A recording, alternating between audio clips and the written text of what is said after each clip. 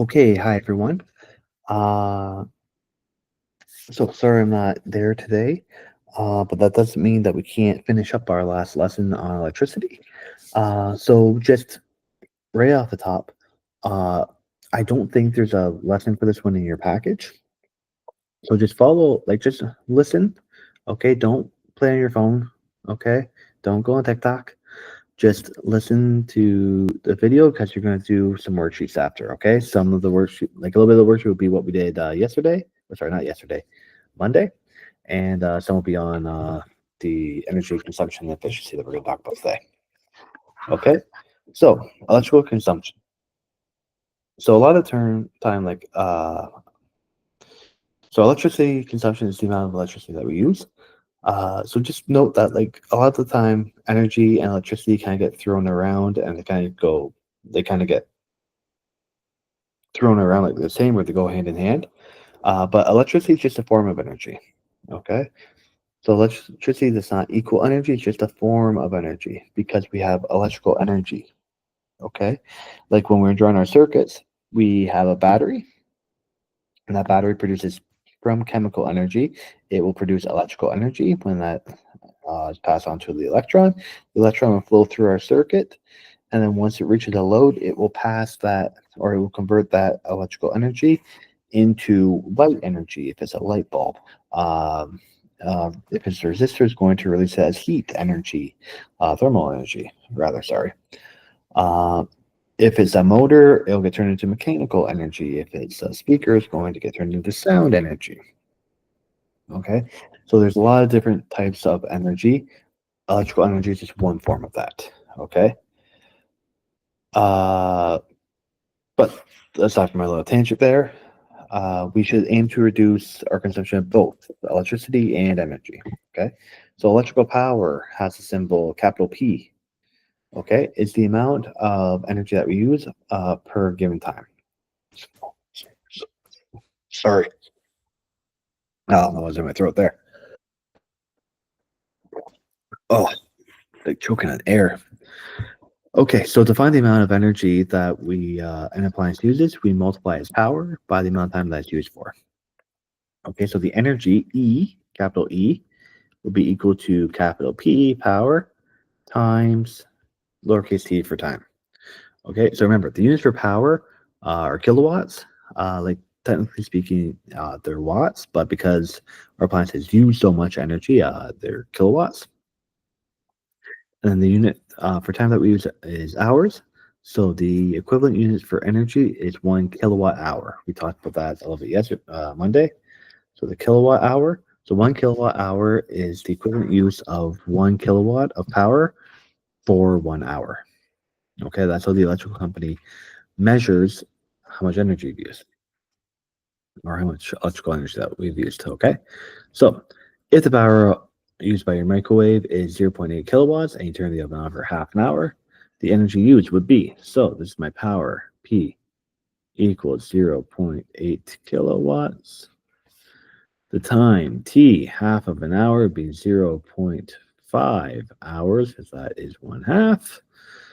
So to find the energy, we take P times lowercase t, so 0.8 kilowatts times 0.5 hours. So the energy that microwave uses for a half hour. Sorry, don't turn on the oven, turn on the microwave. Although I don't know why you'd have your microwave on for a half hour. That seems like very long. So 0.4 kilowatt hours. Okay. Am I sharing my screen? Okay, good. Because I've already recorded this once and I didn't share the screen. And I was just talking to myself apparently for God knows how long. Okay, so electrical companies measure the amount of electricity that your house uses using kilowatt hours. Okay, so if you look on your bill, you'll find the total energy that we use. So if we look at this bill here, remember we have peak hours, on peak or off peak hours. So they during the day, they charge more they charge more for your electricity because there's a greater need for it at that time, so it's kind of wears more on their systems. Okay, after hours, it costs less because there's fewer people using it, so it's easier to provide that electricity. So here we actually have three. We have on peak energy, which we use 153.6 kilowatt hours. A lot of people know about this. Mid. A lot of people are mid in this class. So we use 218.4 kilowatt hours during the mid hours, the mid peak times, and off peak we use 428 kilowatt hours. So they're all cost a different amount. So they will calculate the cost of the on peak, mid peak, and off peak hours, and then add them all together, add in some extra charges just for fun, and give you a total cost. Okay, which is always more than I think it should be. But I digress. Let's move on to electrical efficiency. So we can determine how efficient something is at turning electrical energy into usable energy. So something that we want the appliance to use. Okay. So if a light bulb takes in electrical energy, it converts into light energy, but then some energy is released as heat energy, which it would be the waste energy. Okay. We don't want that, but it's a byproduct we can't avoid. So we calculate it using the formula percent efficiency or percent efficiency, EFF, is equal to capital E. Oh, so my energy output divided by my energy input times 100% to make it a percentage.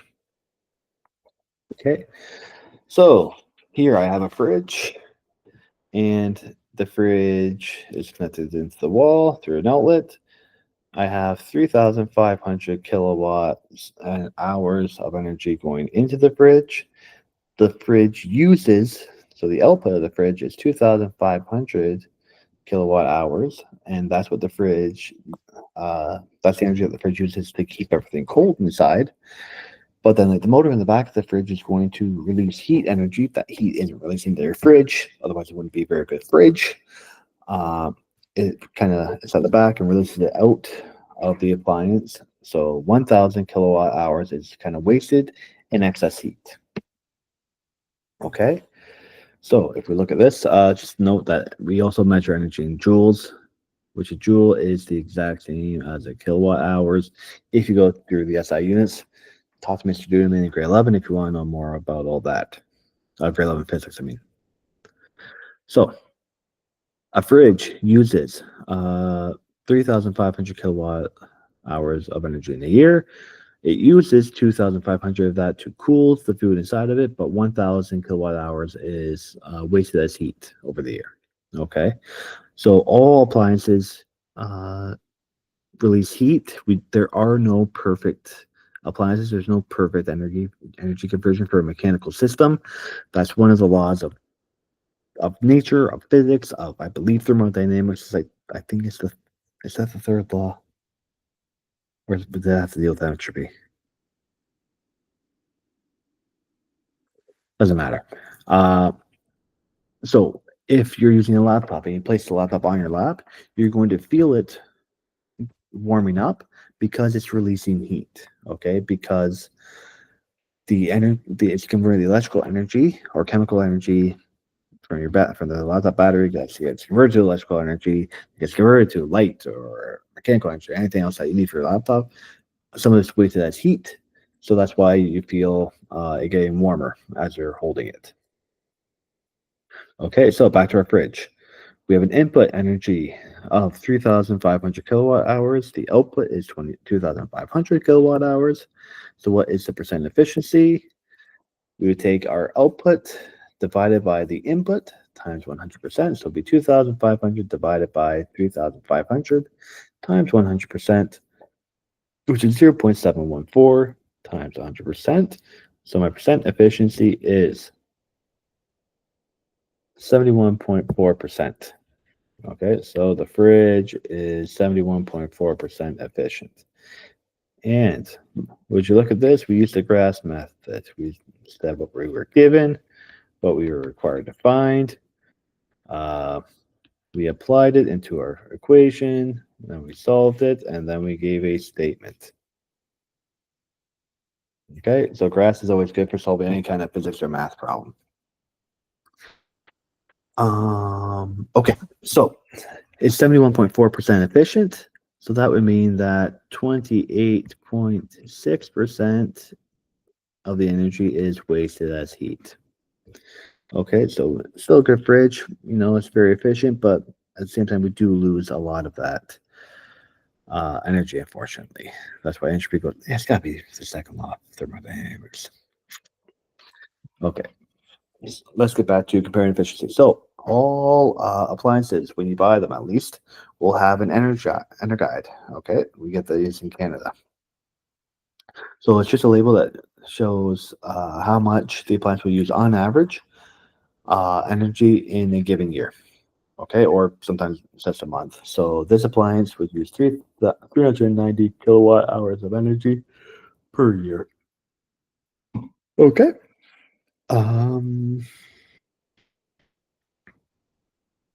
Yeah, so you'll see these a lot on fridges if you're going to buy them. Usually there's tags. Sometimes they're like put right to the side or onto the back of a microwave. So if you check your microwave at home, it might have a little tag or a big tag that looks like this. And it's very handy for kind of comparing different products to see which is the most energy efficient when you're trying to buy an appliance. So one kind of, I was going to say neat fact, but it's not really neat. It's more unfortunate circumstance is that even when appliances are turned off, most of them are still drawing some electricity. Okay, so most appliances are actually placed in a standby mode, so they're not actually off. They're in a standby mode so that they can be turned on at a moment's notice. Like say you have your toaster plugged in to the wall. You might think that's off because it's not, like the lever is down, it's not making toast, but it's actually in standby mode because as soon as you put your toast in, you put down that lever, you want it to turn on immediately. Okay, we live in an instant gratification society. We don't want to wait for the toaster to turn on and then for it to start working. We want it to start making toast as quick as possible so that we can eat our toast. Okay, it's a very we're living in a instant gratification society, so we need our toast immediately. Apparently, I'm very hungry for toast right now. Okay, so this is called ghost power. Don't get scared; it's not spooky. It's just saying that even though it looks like it's off, it is still drawing some power at all times. Okay, just so that it can be instantly ready for us whenever we need to use the appliance itself. Okay. So yeah, if your microwave is off but still plugged in, it's gonna be in standby mode. An oven, toaster, like I said, your fridge is probably already on. Hopefully, otherwise your food's gonna go bad. And of course, I know none of you can hear a word I'm saying because you're all laughing hysterically at the picture I put here because you'll find my jokes just the funniest thing in the world. Okay, so that's it for the lesson today. What I want you to do, here it is. What I want you to do today is, it's on the back of page 28, the home electricity cost worksheet. I want you to work on this. So this is kind of what we're doing on Monday. It goes on to page 29. And on the back of page 29, we have electrical efficiency. Okay, so these 3 pages are what we did on Monday and Wednesday.